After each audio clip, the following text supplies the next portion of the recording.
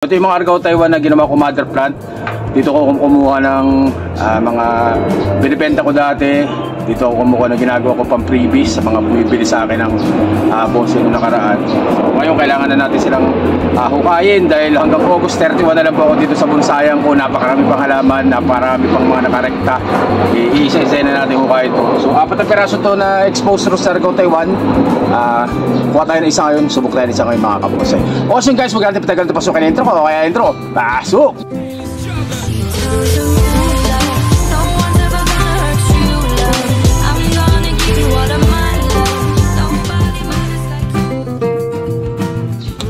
Tayo na nga guys, so tutukan ko na lang ng camera para mas makita ninyo. Tingnan natin kung anong magiging tsura nito. Kung maganda ba, kain natin. Yan.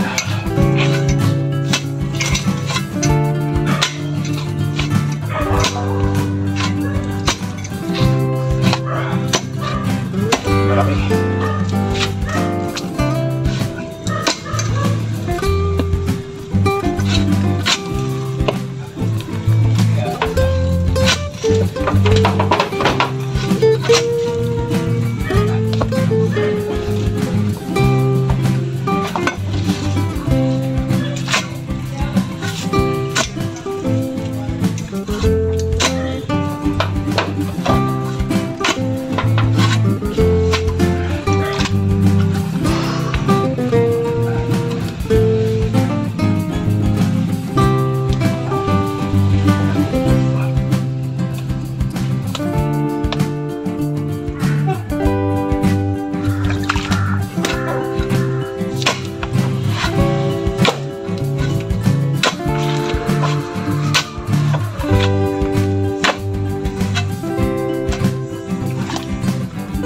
So laki na, ganyan kalaki mga kabonsai ah.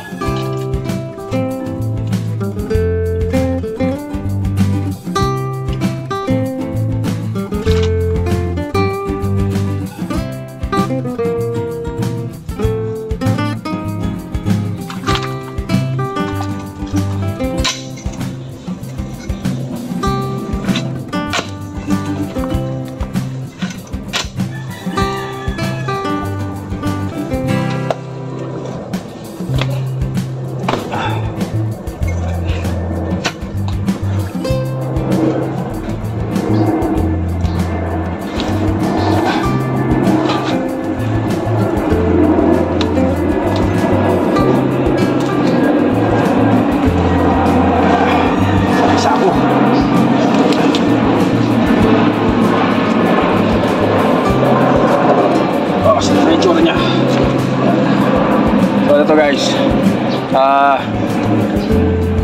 tinanim natin ito dati sa sako ng ano ata ito, sako ng bigas. Tinanim natin sa sako ng bigas to, kaya medyo nagawa natin exposed roots. Yun ang project natin, mahabang training pot. So ano yung tsura nya, yung ilalim kaya hindi masyadong rumekta yung mga lupa, yung ugat nya sa lupa kasi may sapin siya mga kabonsai. So yung gilid lang ang bumutas, kaya hindi masyadong malalim yung baon nito mga kabonsai.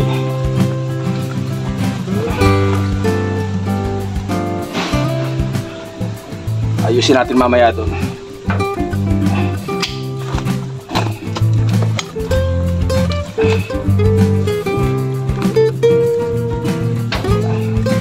So dali natin doon, okay na natin. Kita nyo naman kung gaano kaganda. Yan, exposed roots sa Argao Taiwan mga kabonsai. Isa pa lang to, meron pa tayong tatlong hukayin. So sinubukan na natin itong isa. Ayan o, pawad ako. Dali natin ito sa harap para mas maayos natin tsaka malinisan natin mga kabonsai.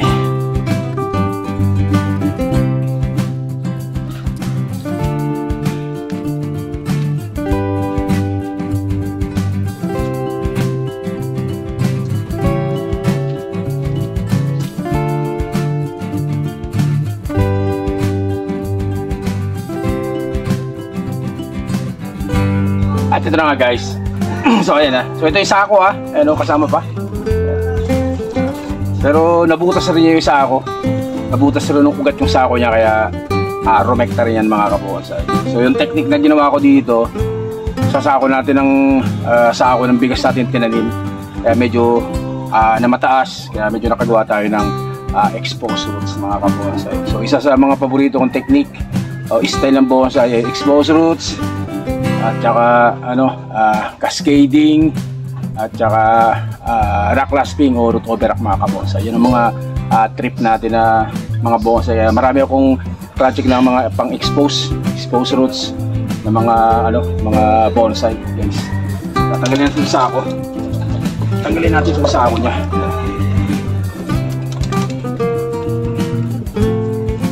Sa butas ng butas ng ugat.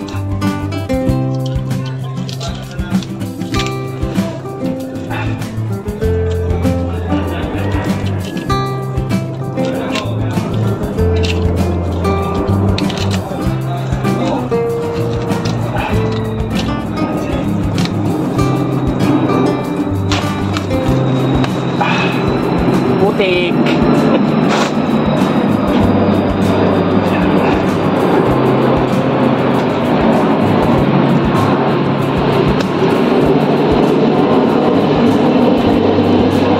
Hugasin natin to, sprayan natin ng tubig para makita nyo kung gaano kaganda yan. Awesome guys, silitan natin to.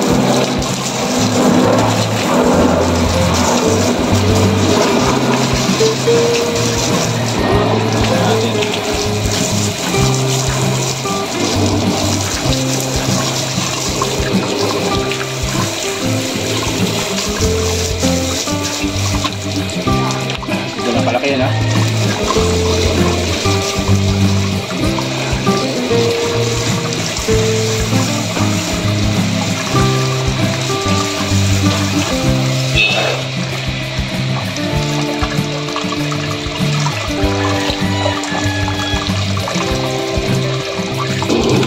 So guys, brush natin, brush para matanggal yung mga libag-libag.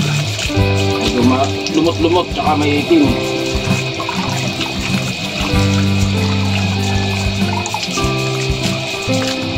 Puputulin din natin siguro dito. Puputulin natin yan, tanggalin natin yan, tira natin ito.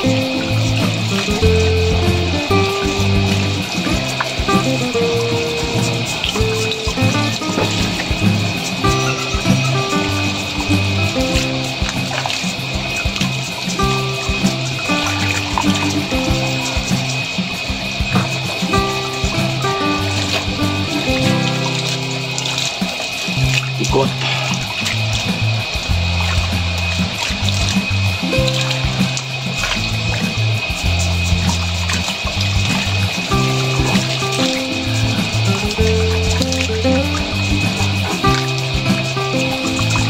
So guys, nalinis na natin to. Tinanggal natin putik, binrush natin para matanggal yung mga lumot-lumot at mga libag-libag niya. Pero linisin pa natin to ng mas maganda. Sunod na. So ang gagawin natin dito, pambala ko putulin lang sana dito sa medyo mas bababa. Kaso baka umatras siya. Kaya ang gagawin natin dito na natin puputulin. Tapos titira natin to, puputol tayo dito. Tapos dito tayo. Samantala lang muna kasi dapat na ito hanggang dito lang sana. Pero angat na muna natin ang putol mga kabonsay. Saka natin buhayin muna natin to. Saka na tayo mag ayos sa kanya kapag mga tinubuan na. Saka na tayo mag setback mga kabonsay. So ang gagawin natin, babos na ng ugat. So ito. Itong nakalabas na to, putulin natin yan. Para hindi siya masyadong bukang-buka. Tapos magtatanggal tayo ng mga may patay na mga may patay na mga ugat. Ayan. Tatanggalin natin yan. So malaki yan ganyan kalaki. So ang plano ko na ito, sana mga 2 years pa. 2 years pa sana para mas mapaganda natin. Kasi ang bala ko nito, doon ko na puputulan sa pagkarekta. Doon tayo magpuputol, doon tayo magpapatubo. Tsaka doon sana tayo mag-aayos. Kailangan nating tanggalin kasi hanggang August na lang ako dito sa bonsayan ko. Kaya lahat ng mga nakarekta ko dito sa bonsayan huhukayin natin lahat mga kabosay. Tatanim natin sa training pot. Yung ibang mabibenta, bibenta natin. Yung ibang hindi mabibenta, tatanim natin. Problema, wala pa nga tayong paglilipatan. Kaya isa rin sa nagbibigay sa akin ng stress kung saan ako maglilipat ng halaman ngayon mga kabonsay. Kaya putulin na natin. Tagal tayo ng mga ugat na hindi kailangan dito.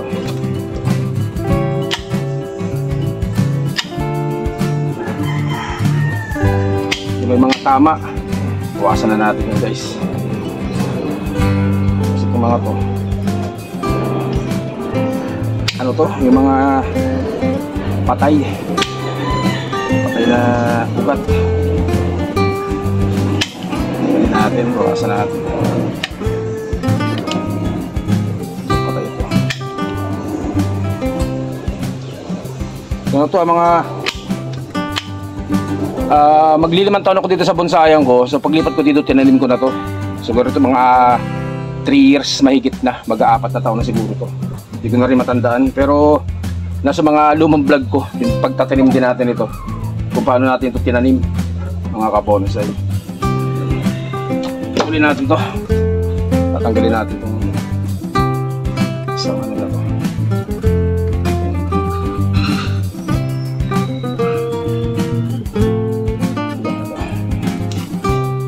Masyadong buka.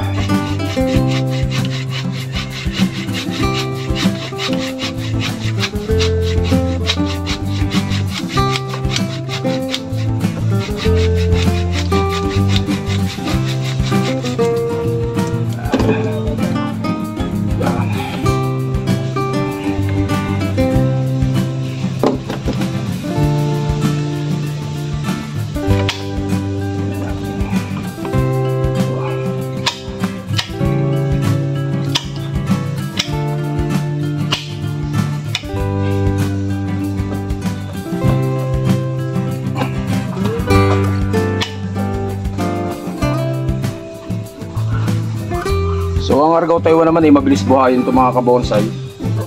Dahil isa nga nabubuhay natin, lalo pa itong may ugat na ito.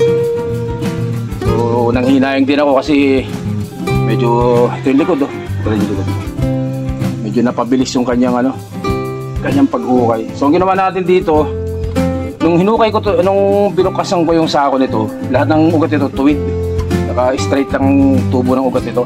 So ginawa natin, tinwist ko yan, inikot natin kaya yung mga ugat niya, kita niya, parang nakaikot na ganyan, hindi siya tuwid lang. Kasi pag hindi nyo inikot, pangit titingnan, tuwid-tuwid lang siya, straight lang siya pababa.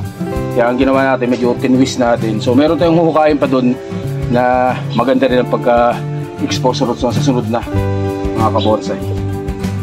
Sunod natin hukayin.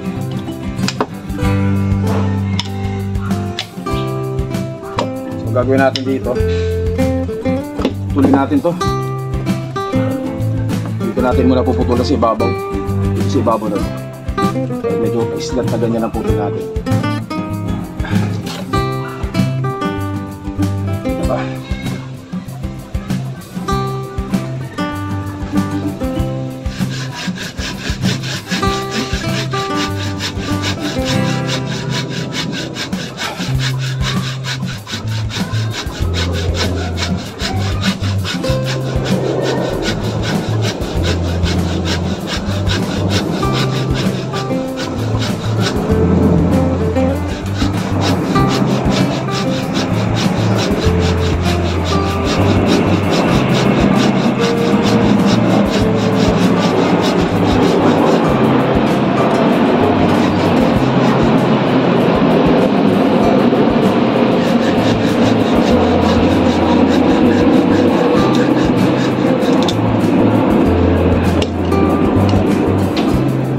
Guys, doon sa mga gustong manghingi ng cuttings, pumunta na po kayo ngayon dito sa bonsaian ko kasi harvestin ko na po lahat ng mga Argao Taiwan. Kaya libre ko pong ipamimigay itong mga cuttings na kahit ganyan kalalaki. Yan, pasyal kayo dito sa bonsaian ko mga kabonsai. Free cuttings ng Argao Taiwan.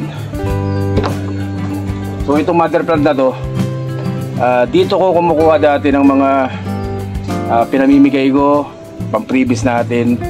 Tapos nung kausong-uso itong Argao Taiwan, dito rin ako kumukuha ng mga pinibenta natin na cuttings mga kabonsai natin. So pansamantala ganyan muna sa kataas. Pero dapat ito hanggang dito lang sana, putol niya.